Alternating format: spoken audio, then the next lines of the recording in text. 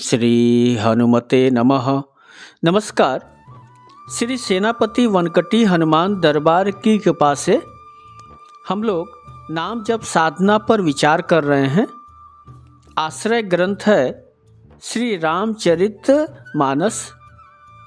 आज जिस पद पर मुख्य रूप से संवाद करेंगे वह बड़ा ही लोकप्रिय है, गूढ़ है, रहस्यों से भरा है, अर्थपूर्ण है और सच में जीवन में उतारने जैसा है। अगर श्री रामचरित मानस का यह एक पद ही बस बचा रह जाए, यह एक पद ही बस याद रह जाए, तो भी समझिए कि रामायण का सार आपके हाथ लग गया है। तो इस पद की बड़ी महिमा है और मज़े की बात यह है कि हम सभी इससे परिचित हैं। बस आवश्यकता है इस पद को अपने जीवन में अपनाने की, इस पद को ही जीवन बना लेने की। तो पद है राम नाम मणिदीप धरु, राम नाम मणिदीप धरु, जीह दे हरिद्वार, तुलसी भीतर बाहरहूँ, जो चाहसी उजियार। देखिए, राम क्या है? राम शब्द है, राम ध्वनि है, राम ऊर्जा है, राम तरंग है, राम आदि है, राम अंत है, राम अनंत है, राम पद है, राम प्रार्थना है, राम दिव्य है, राम ब्रह्मांड है। आप जितना कुछ सोच सकते हैं सब कुछ राम है। राम क्या नहीं है? और यह जानने में कि राम क्या है हजारों साल लग जाएंगे। क्यों? क्योंकि चारों ओर राम की ही सत्ता है, प्रभु की ही सत्ता है। सब कुछ इस जगत में ईश्वरमय है, राममय है। सब जगह उसका ही वास है। ईशावास्योपनिषद में पद आता है कि ईशावास्यमिदं सर्व यत् किंच जगत्याम जगत। यह उद्घोष है कि यह जगत जो है ईश्वर का है, ईश्वर से भरा है। बस उससे जुड़ना पड़ता है, उससे एकात्मकता लानी पड़ती है। तो राम नाम मणिदीप धरु, पहले तो राम को तत्वतः समझ लें। और जब मैं राम कहता हूँ तो इसका अर्थ यह भी समझें कि राम कहें, कृष्ण कहें, शिव कहें, आप कोई भी ईश्वर का नाम ले लें, दुर्गा कहें, सब में बात एक ही है, सब एक ही तत्व है। तो यह पूरा जो ब्रह्मांड है वह राममय है। बस आपको उससे जुड़ना पड़ता है, उसके रंग में रंगना पड़ता है। मेरे एक परिचित का मकान शहर में है। उनके बड़े बेटे की शादी थी और उन्होंने घर का रंग रोगन बड़े चाव से कराया, और जैसा कि सभी जगह होता भी है। बस एक दो नई बातें की। उन्होंने अपने दोनों पड़ोसियों की बाहरी दीवारों को भी उसी रंग में रंगवा दिया। तो जब आयोजन का दिन आया, तिलक का दिन आया, तो जब दोनों पक्ष के लोग जुटे तो महाराज का घर किसी हवेली से, किसी महल से, किसी राजप्रसाद से कम नहीं लग रहा था। तो सोचिए, जब मकान का बहिरंग एक जैसा रंग पाकर महल बन सकता है, तो अगर हम अपने को परम चेतना, परम ब्रह्म से एक रंग में हो जाएं, तो क्या नहीं घटित हो सकता है। हम तब उस ब्रह्मांड से अपने को जोड़ पाएंगे, अपने को देख पाएंगे। तो राम से जुड़कर, राममय होकर जीना वास्तविक जीवन है।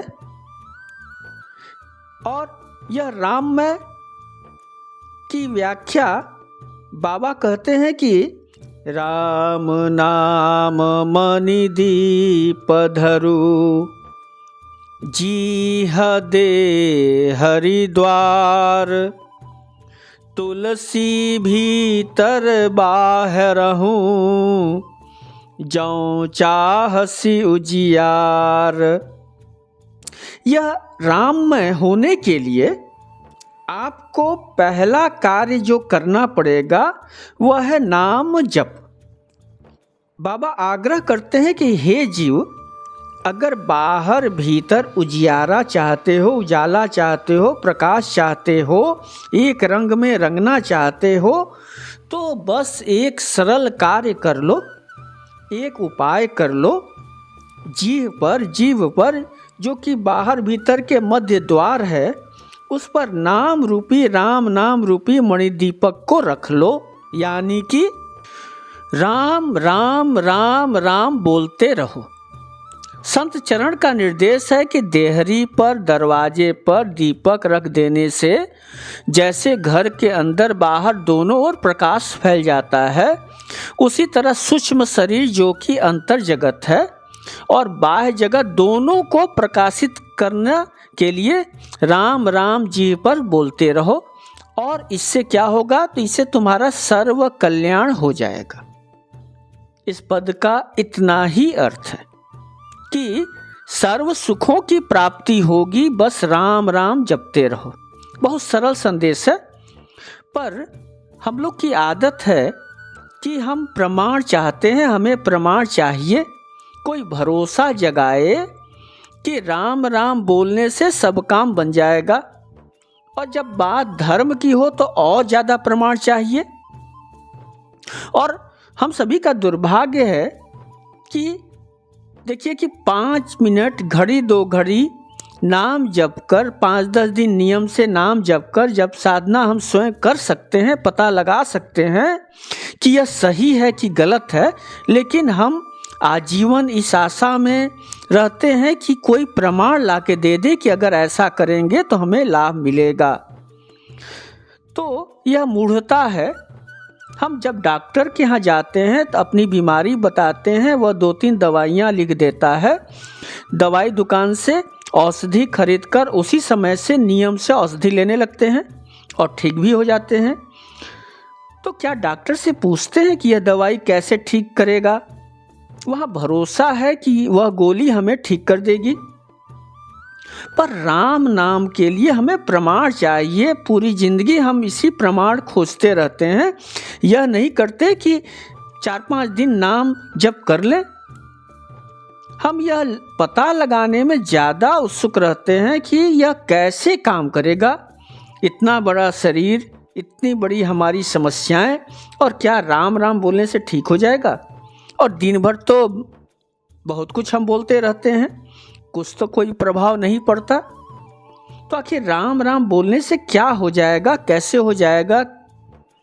तो आइए इस सहज सरल पद का, जिसका कि अर्थ बहुत ही सरल है, लेकिन हम सभी की जो बीमारियां हैं कि कुछ ऊंचाई पर जब चढ़ लेते हैं, कुछ ऊंचा सुन लेते हैं, तभी संतोष व विश्वास होता है। बिना श्रम प्राप्त वस्तु को हम लोग 2 कौड़ी का समझते हैं। तो आइए कुछ मानसिक व्यायाम कर लें हम लोग, कुछ ऊंचाई पर चलकर इस पद को समझें। श्री रामचरितमानस में ही प्रभु श्री राम के वनगमन का एक प्रसंग है। उभय बीच श्री सोहई कैसी, उभय बीच श्री सोहई कैसी, ब्रह्म जीव बीच माया जैसी, सरिता बन गिरी अवघट घाटा, पति पहिचानी देही बरबाटा, उभय बीच श्री सोहई कैसी, ब्रह्म जीव बीच माया जैसी। गोस्वामी जी कहते हैं कि वन में प्रभु श्री राम आगे आगे चल रहे हैं, पीछे पीछे श्री लक्ष्मण जी, और बीच में माता जानकी चल रही हैं। बहुत सुंदर उपमा दी कि सीता जी जो कि श्री हैं, श्रीयुक्त हैं, ऐसे शोभा पा रही हैं मानो ब्रह्म और जीव के बीच माया चल रही हो। वैसे भी भगवान मायापति हैं, तो आगे ब्रह्म यानी प्रभु श्री राम, बीच में माया यानी माता जानकी, और पीछे जीव यानी कि लक्ष्मण। बाबा ने ऐसा कहा। फिर सरिता बनगिरी अवघट घाटा, पति पहचान दे ही बर बाटा। रास्ते में आने वाले नदी, वन, पर्वत, दुर्गम घाटियां अपने स्वामी को, प्रभु श्री राम को पहचान कर, ब्रह्म को पहचान कर सुंदर रास्ता दे रहे हैं। सूक्ष्म रूप से देखें तो इस जगत में 3 बातें ही समझनी है, समझने योग्य है, और तीनों में से कोई एक भी समझ में आ जाए तो आपको समझिए कि ब्रह्मांड समझ लेंगे। पहली बात, ब्रह्म को समझ लीजिए, भगवान को समझ लीजिए, जो इस जगत का स्वामी है, पति है, उसको समझ लीजिए, तो फिर कुछ समझने के लिए शेष नहीं रह जाएगा। पर ब्रह्म को समझना इतना आसान नहीं। सोई जानई यही देहु जनाई, जानत तुम्हि हो जाई। तो ब्रह्मा की कृपा होगी, भगवान की कृपा होगी, तब बात बनेगी। दूसरी बात है कि माया को पकड़ लें, माया की बात समझ लें। यह बहिर्जगत है, बहिर्जगत में माया रूप में विराजमान है। तो ब्रह्म की शक्ति ब्रह्मवश ब्रह्म से पृथक दिखती है। माया प्रभु की ही शक्ति है, लेकिन प्रभु से वह हम लोग दृश्य जगत में लगता है कि यह भिन्न है, यह भ्रम, यही भ्रम है। तो माया को समझा जा सकता है, ब्रह्म को तो समझना मुश्किल है, लेकिन माया को समझा जा सकता है। कैसे? इस जगत को समझा जा सकता है। कैसे? क्यों? क्योंकि इसके लिए ज्ञान चाहिए, प्रकाश चाहिए, और यह संभावना है। ज़्यादातर संतों ने इसी मार्ग से प्रस्थान किया कि समझते समझते भस्मांत शरीरा और ब्रह्म से साक्षात्कार हो जाए। तो माया को पार करने पर ब्रह्म का साक्षात्कार हो जाएगा, ब्रह्मानुभूति हो सकती है। इसी कड़ी में तीसरी बात है कि जीव को समझ लें। यह भी अगर हाथ लग गया, यह भी जीव को भी समझ पाए, अपने आप को समझ पाए, तो भी भगवत प्राप्ति संभव है।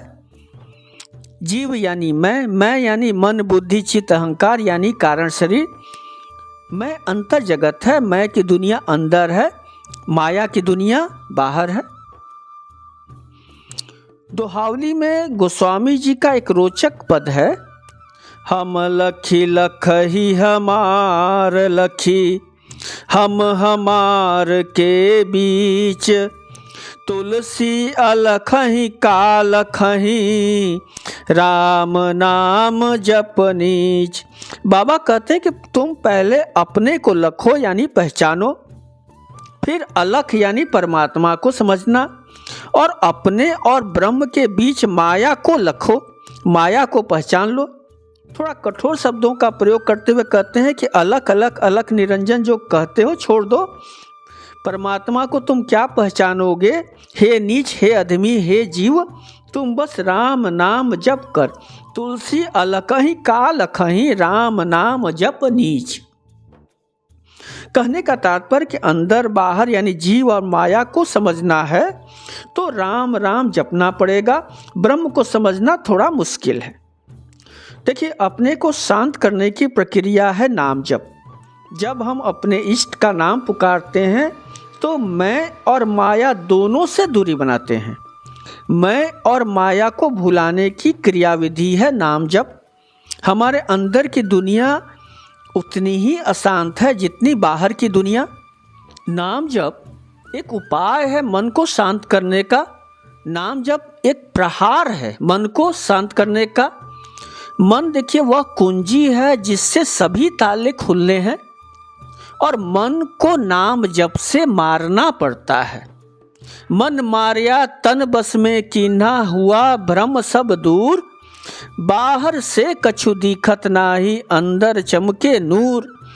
आपो त्याग जगत में बैठे नहीं किसी से काम, उनमें कछु अंतर नाही संत कहो या राम। तो मन को मारना पड़ेगा। मन को मारते ही आप जहाँ हैं, जिस जगह हैं, आप स्वयं में संत हैं, और संत और राम में कोई भेद नहीं होता।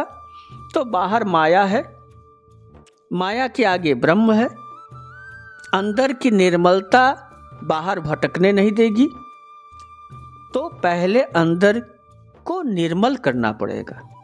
आपने लोक व्यवहार में देखा होगा, माता बच्चे को साफ सुथरा टीका करके पिता दादा दादी घर के बड़े बुजुर्गों को सौंपती है।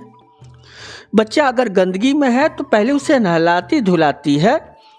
जीव अगर मलिन है तो माया के हाथों में ही खेलते रहना होगा। माया उसे साफ करती रहेगी, बार बार जन्म लेकर बार बार मरना पड़ेगा। पुनरपि जन्मम पुनरपि मरणम पुनरपि जननी जठरे शयनम। और अगर भीतर की निर्मलता आ जाए तो वही माया बिना विलंब किए ब्रह्म के हाथों में जीव को सौंप देती है। उभय बीच श्री सोहई कैसी, ब्रह्म जीव बीच माया जैसी। तो जगत जननी माया है, ब्रह्म की छाया है, और राम तक माता ही पहुंचाती है। माता ही पुत्र को पुत्र बनाती हैं। अजर अमर गुण निधि सुत हो। तो कहने का तात्पर्य कि सूक्ष्म शरीर यानी कि मन बुद्धि चित्त अहंकार से विवेक रूपी ज्ञान रूपी प्रकाश जुड़ जाए तो अंतर जगत प्रकाशित होता है। बाहर माया है यानी भ्रम है दो का। तो माया वहाँ बाहर जगत में ये भ्रम तभी दूर होगा जब अंधकार से मुक्त होंगे। तो भ्रम है बाहर, तो वहाँ प्रकाश पड़ते ही तत्वबोध होता है, और यह प्रकाश है विवेक का, जो राम नाम मणिदीप से उजाला होता है। वह राम नाम ही है जो चारों तरफ चारों ओर प्रकाशित करता है, आपको विवेकवान बनाता है। तो गोस्वामी जी ने निवेदन किया कि राम नाम मणिदीप एक ऐसा दीपक जिसमें न बाती न तेल न दिया की जरूरत है, यह मणिदीप है, स्वयं प्रकाशित है। तो इसको तुम रख लो। कहाँ रखो? तो ऐसी जगह रखो जीव पर जहाँ से अंतर जगत भी शुरू होता है और बाह्य जगत भी शुरू होता है। और अगर जब दोनों प्रकाशित हो जाएगा, अगर अंदर की निर्मलता तुम पालोगे, अगर बाहर प्रकाशित हो लोगे, बाहर जो है तत्वबोध हो जाएगा, तो तुम ब्रह्म को पालोगे, इस संसार को पालोगे, इस संसार को जीत लोगे और पूर्ण शांति पूर्ण सुख अपने पूर्ण स्वरूप को पा जाओगे। तो बहुत ही अद्भुत ग्रंथ है। बस शंका तर्क न करके कुछ दिन राम राम बोलकर देख लीजिए। ऐसा हो ही नहीं सकता कि फल न मिले। राम नाम तो कल्प तरु है, तथापि अगर फल न मिले तो छोड़ दीजिएगा, कौन सा पैसा लगा है। तो आज बस इतना ही। नमस्कार।